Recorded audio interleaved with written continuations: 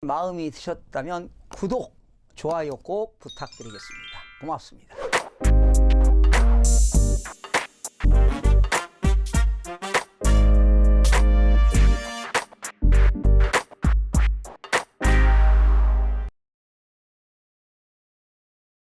시청자 여러분 안녕하십니까? 반갑습니다. 김동수입니다. 이 시간에는 일본의 부동산 버블과 한국의 부동산 버블의 공통점과 그리고 일본 부동산 버블이 한국에도 재현되고 있는가, 이런 주제를 가지고 여러분과 함께 알아보는 시간을 갖도록 하겠습니다. 지금 현재 우리나라는 지난 2018년 9.13 부동산 대책 이후에 전국 아파트 매매 가격과 전세 가격이 지금 하락을 하고 있습니다. 특히 이 매매 가격은 전국적으로 13주째 하락하고 있고요. 전세 가격은 전국적으로 15주째 하락을 하고 있습니다. 그런 이유로 지방과 그리고 수도권 일부 지역에서 깡통주택과 역전세가 심화되고 있어서 문제가 야기되고 있습니다. 그러다 보니까 지금 거래가 이루어지지 않고 지금 거래 절벽 시대를 맞고 있습니다. 그렇다 보니까 이제는 부동산 하락기가 오지 않았나, 즉 부동산이 이제 앞으로 가파르게 떨어질 일만 남지 않았나, 이런 생각을 해보면서요, 오늘은 일본의 부동산 버블과 한국의 부동산 버블이 온다면 공통점에 대해서 알아보겠습니다. 먼저 시청자들의 이해를 돕기 위해서 프라자 합의에 대한 내용을 잠깐 소개하고 비교를 한번 해보게 되었습니다. 프라자 합의는요, 1985년 9월이죠. 미국, 영국, 프랑스, 서독, 일본, 그런 또 그 일본의 재무장관과 그리고 중앙은행장들이 미국 뉴욕에 있는 프라자 호텔에 모여서 달러와 약세를 유도하기로 한 합의가 되겠습니다. 그러니까 강세였던 달러를 약세를 유도하기 위한 합의입니다. 그러니까 결과적으로 달러 가치를 내리고 엔화 가치를 높인다는 그런 골자로 합의한 것인데요. 그 당시 달러 강세로 말이죠, 무역 수지 적자의 허덕이었습니다. 달러 강세로 미국에서는 무역 적자의 허덕이던 그 미국이 일본을 압박하면서 내놓은 합의라고 볼 수가 있는데요. 그 당시 미국은요, 무역 적자뿐만 아니라 재정 적자가 누적으로 소위 쌍둥이 적자에 시달리던 시절이 1985년도가 되겠습니다. 그 당시 대통령이 레이건 대통령이었죠. 그러니까 레이건 대통령이 달러 가치를 하락시키고 그리고 독일의 마르크화와 일본의 엔화를 절상을 시키기 위한 그런 합의로 체결된 것이 바로 프라자 합의가 되겠습니다. 그래서 그 당시 일본은 미국을 상대로 해서요, 막대한 무역 흑자를 기록했습니다. 그런데 프라자 합의 이후에 일본은 1년 동안에 달러 대비 가치가 2배 이상 인상했습니다. 그러니까 일본은 미국에 수출을 하고 막대한 손실이 발생했다는 것입니다. 그러니까 프라자 합의를 하기 전에는 1달러당 259엔이었던 것이 말이죠, 1달러당 150엔으로 떨어졌습니다. 그러니까 1달러당 100엔이 떨어진 거 아니겠습니까? 그러니까 100엔으로 떨어졌기 때문에 상당한 수출에 막대한 타격을 일본이 받게 됐지요. 지금 현재 1달러당 109.76엔이 지금 적용되고 있습니다. 거의 뭐 110엔 정도가 되는데요. 일본은요, 1980년대부터 일본 부동산이 사실은 호황기를 맞았습니다. 그 당시는 금리도 상당히 낮았어요. 저금리였고, 저금리다 보니까 거의 기업들이 대출이 상당히 급증했었습니다.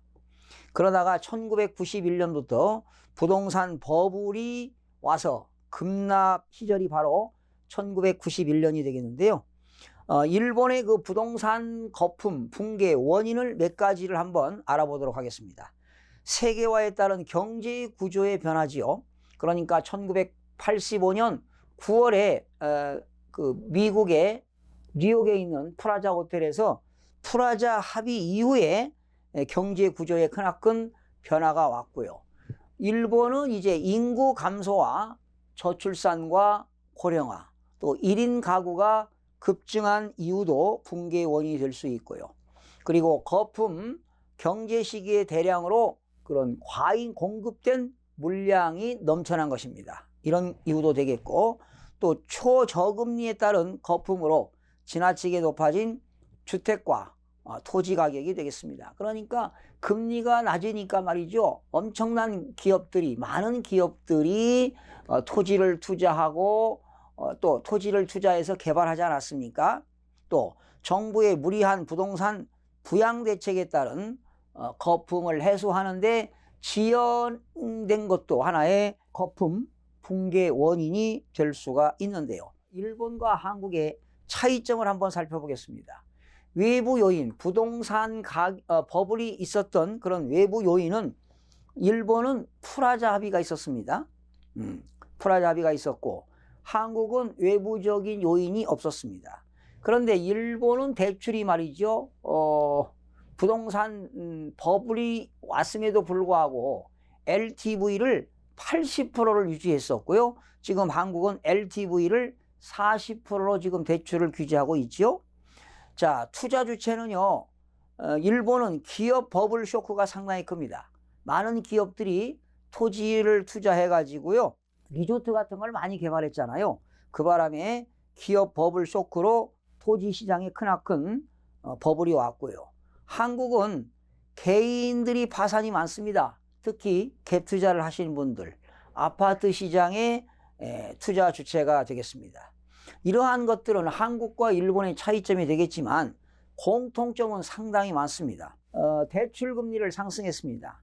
일본도 2.2%에서 2.5%였던 금리를 6%까지 대출 금리를 상승했습니다. 역시 한국도 뭐 1.5%에서 2.5%가 되겠는데 지금 뭐 4% 이상 현재 5%, 6%까지 지금 대출 금리가 상승하고 있습니다. 거품의 결정을 보게 되면 일본은 1987년도에 모든 기업들이 전국적으로 지방자치단체가 리조트를 개발하기 시작했습니다. 그러나 한국은 1995년 지방자치법 이후에 IMF를 지나고 2000년부터 골프장 및 리조트 개발이 활발하게 이루어진 게 2000년이 되겠습니다. 그런데 파산은요, 일본은 주로 기업들이 파산을 했습니다. 뭐 개인도 파산이 되겠습니다만은 한국은 역시 기업이든 개인이든 파산이 많았고요. 특히 인구 감소와 고령화는 거의 비슷합니다. 지금 일본이나 한국은 만 15세부터 64세까지 생산 가능 인구가 감소되고 있기 때문에 인구 감소와 고령 사회입니다. 현재 한국은 만 65세 인구가 14% 이상이면 고령화 사회가 되겠고요. 고령 사회가 되겠고 지금 일본은 21%가 되기 때문에 일본은 초고령 사회에 왔습니다. 부동산 가격 상승입니다. 일본이든 한국이든 비정상적으로 상승을 했고요. 수요 공급을 보게 되면 일본은 1970년 후반부터 공급량이 초과되었고 현재 우리나라도 공급량이 초과된 상태가 되겠습니다. 매수 심리 위축을 보게 되면 거래 절벽으로 매수 심리가 위축되다 보니까 가격이 급락하고 있고요. 역시 거래 절벽으로 가격이 급락하는 것도 그 당시 일본이나 한국이 똑같습니다. 거래량을 보게 되면 거래량이 급격히 위축됐습니다. 지금 2019년 1월에 서울 같은 경우는 거래량이 급격히 위축되고 있어서 완전히 지금 거래 절벽 상태가 되고 있습니다. 빈집이 지금 일본도 빈집이 증가되고 있고 한국도 빈집이 증가되고 있는데요. 저출산과 고령화로 지금 일본은 1000만 가구가 빈집이 예상되고 있습니다. 그러나 앞으로 2033년도에는 2166만 가구가 빈집이 될 거라고 예상하고 있고요. 지금 현재 동경에만 빈집이 무려 11.1%를 차지하는 것으로 나타났습니다.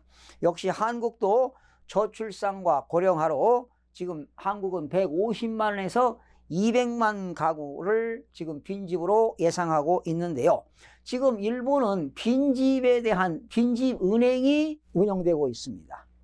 그 빈집은행에서는 싼 가격으로 매매하거나 아니면 빈집을 빈집은행이 무료로 공급하는 경우가 있는데, 현재 우리나라는 그런 빈집은행이 현재 앞으로 정부가 빈집은행을 운영할 것이라고 예정하고 있는데요. 그러면 일본의 빈집이 주된 원인이 무엇이냐? 집주인이 사망하는 경우입니다. 그리고 집주인이 치매로 인해서 요양병원에 있다 보니까 빈집이 생겼습니다.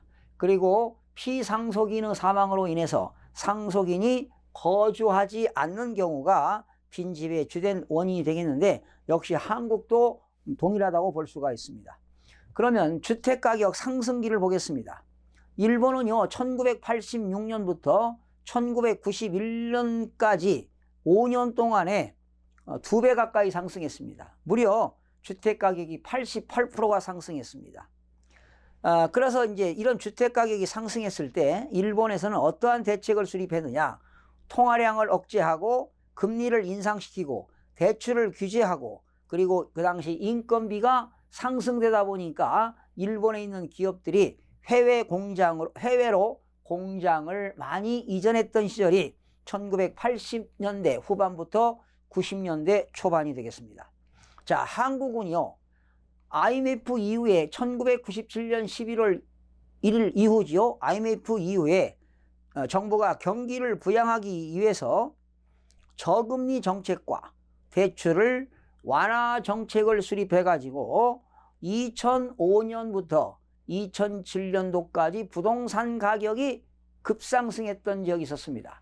노무현 정권 때 2005년도에 종합부동산세를 만들었음에도 불구하고 부동산 가격이 급등하던 시절이 2005년에서 2007년이었습니다. 그리고 2017년 문재인 정부 들어서서 2017년부터 2018년까지 부동산 가격이 급등하던 시절이 있었습니다. 그래서 지금 지난 정부가 2018년 9월 13일 이후에 금리 인상이라든가 강력한 대출 규제, 그리고 인건비 상승, 이런 것들이 일본의 주택가격 상승기와 유사한 점이 되겠고요. 그러면 주택가격 하락기를 보게 되면 일본은 1991년부터 2009년까지 무려 몇 년입니까? 거의 잃어버린 20년 아니겠습니까? 20년 동안에 지속적으로 마이너스 43.5%가 계속 20년 동안 부동산이 하락을 했습니다. 우리나라도 2008년 금융위기 이후에 2010년부터 2013년까지 강남 지역에서는 심지어 50%까지 하락을 했었는데, 앞으로 2019년도부터 지금 2018년 11월 둘째 주부터 전국적으로 매매 가격이 13주가 계단식으로 하락하고 있는데, 아마도 계속적으로 하락하지 않을까, 이런 전망을 해봅니다. 그러면 주택가격 회복기는 언제 했느냐? 지금 일본은 2010년부터 1991년부터 2009년까지 가격이 하락하다가 이제 2010년부터 가격이 상승으로 전환되었는데, 지금 2010년부터 일본의 주택가격이 상승으로 전환이 되었지만 1980년도 초반 지금 수준을 하회하고 있는 실정입니다. 그러면 대한민국은 2010년부터 2013년까지 가격이 하락하다가 회복된 것은 2014년부터 2016년까지 회복되다가 2017년, 18년도에 또 부동산 가격이 지방 같은 경우는 연속적으로 하락했지만 서울과 수도권에는 가격이 급상승한 시기가 2017년, 18년이 되겠습니다. 그렇다면 한국도 일본처럼 앞으로 계단식으로 장기간에 걸쳐서 주택가격이 하락하는 것이 아닌가, 이렇게 예상을 해보게 되는데요. 자, 그렇다면 여러분들은 어떻게 생각하십니까? 제가 일본과 한국의 그 공통점을 여러분들 도표로 전해드렸는데요. 좀 유사하지 않습니까? 예, 이렇게 부동산 가격이 버블이 오다 보니까 일본에서도 대출을 규제했습니다. 또 금리를 인상시켰습니다.